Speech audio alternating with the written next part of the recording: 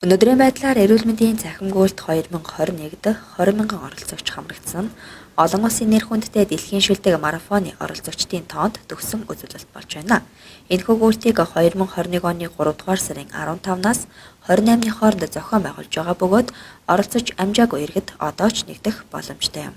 Засгийн газрын тохируулагч агентлаг биеийн тамир спортын хорооноос иргэдийг идэвхтэй хөдөлгөөнд уриалгах, хөдөлгөөнөөр дархлаагаа дэмжих, өөрөө өөрийгөө ялан дийлэх, амьдралын зөв дадал хэвшүүлэх, иргэдийн гүйлтийн болон технологийн боловсролд зориулж эрүүл мэндийн цахим гүйлт 2021-ийг аймаг, нийслэл, дүүргийн биеийн тамир спортын газар хороодтой хамтран улсын хэмжээнд анх удаа зохион байгуулж байгаа юм а. Налах дүүргийн албан байгууллагын ажилчид болон иргэд ахмадууд сайн дураараа цахим гүйлтэнд оролцож өглөөний 6 цагаас эхлэн дүүргийн стадион дээр цугларан гүйцэтгэж байна.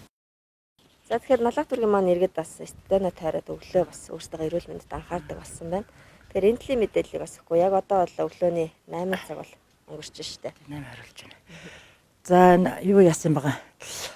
Монгол улс орон даяараа биеийн тамир спортын улсын хорооноос улс орон даяар эрүүл мэндийн цахим гүйлт 2021 гэсэн уралдааныг зарласан байгаа. 3 сарын 15-наас 3 сарын 28-ны хугацаанд 14 хоногийн хугацаатаагаар за энэнд одоо манай Налах дүүргийн бүх албан байгууллага аж ахуйн нэгжүүд зохиомжоор оролцож байгаа. За эхний байдлаар манайх төөхөн яажсан бол одоо өчигдрийн байдлаар чинь 280 хэдэн хүн энэ цахим гүйлтэнд бүртгэгдээд одоо гүгээд эхэлсэн байна. За өчигдрийн мэдээгээр одоо эхний 10 хоногийн мэдээгээр манайх 5128 км одоо гүйцсэн байгаа. Энэ нь болохоор зэрэг яг хөө дүүргүүд одоо том хотын дүүргүүдтэй бол заримаас нь одоо хол дасгсан гэсэн Баянгол Сүхбаатар дүүргүүдтэй ойролцоо явж байгаа. Тэгэхээр зэрэг одоо энэ Налах дүүргийнхаа аж ахуй албан байгууллага ялангуяа цэцэрлэгүүд, сургуулиуд хүмүүст маш идэвхтэй оролцуулж байна. Одоо өнөө өглөөний байдлаар 6 цагаас одоо яг 8 цаг хүртэл бодог 200 хүн гүйлээ. Гэхдээ бол ингээд хүнийхээ зайг бариад халдваргүйчтэй дэглэмээ бариад хоорондоо зайтай ингээд гүйж байгаа. Одоо ингээд 28-нд гүйлт маань дуусна.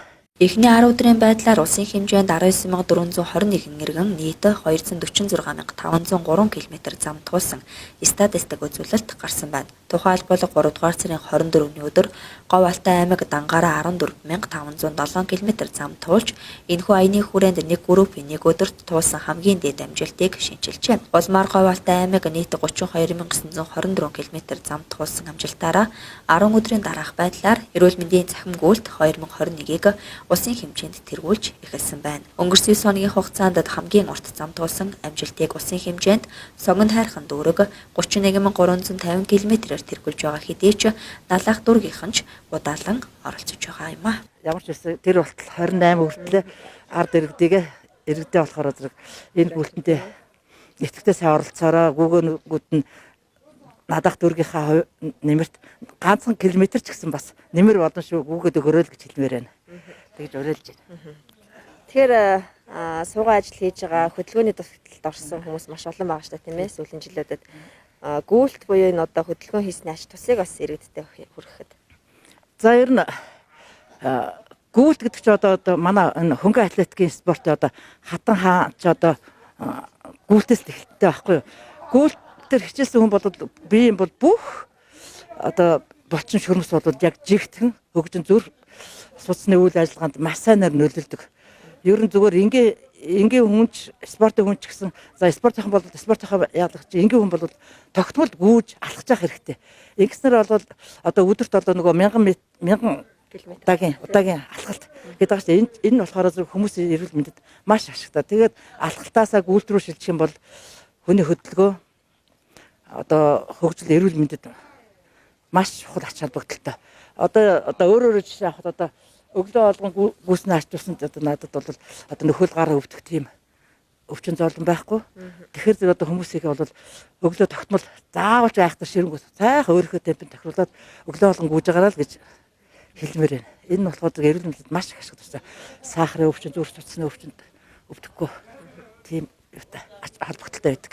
COVID-19 цар тахлын үед иргэдийг биеийн тамир идэвхтэй хөдөлгөөний энгийн дасгал хөдөлгөөн алхалт гүйлтэр хичээлэхэд уриалах, спортоор хичээлэгчдийг олшруулах, чөлөө цагаа зөв боловсон өнгөрүүлэх, бие бэлтраа чирэгжүүлж дархлаажуулахад эрүүл мэндийн цахим гүйлт 2021 өдрөлгийн зорилго оршиж байгаа юм. Эрүүл мэндийн цахим гүйлт 2021 аянд цахим гүйлтийн зохион байгуулалтын гол хэрэгсэл болох олон улсад хүлээн зөвшөөрөгдсөн Strava аппликейшнд бүртгэл үүсгэх, өөрийн харьяаллын дагуу зохион байгуулагчдаас үүсгэсэн Strava болон Facebook группт нэгдэх юм байна. Түүнчлэн цахим гүйлтийн өдөр тутмын мэдээллийг биеийн тамир спортын усын хороо, биеийн тамирын бодлогын хэрэгжилтийн хэлтсийн Facebook хуудаснаас болон эрүүл мэндийн цахим гүйлт 2021 нээлттэй группээс авах боломжтой. Тиймд налах дүргийн албан байгууллага аж ахуй нэгж иргэдэд сайн дураараа дээрх эрүүл мэндийн цахим гүйлт 2021 өдрөлөгт идэвхтэй оролцож эрүүл мэндэд анхаарахыг уриалж байна.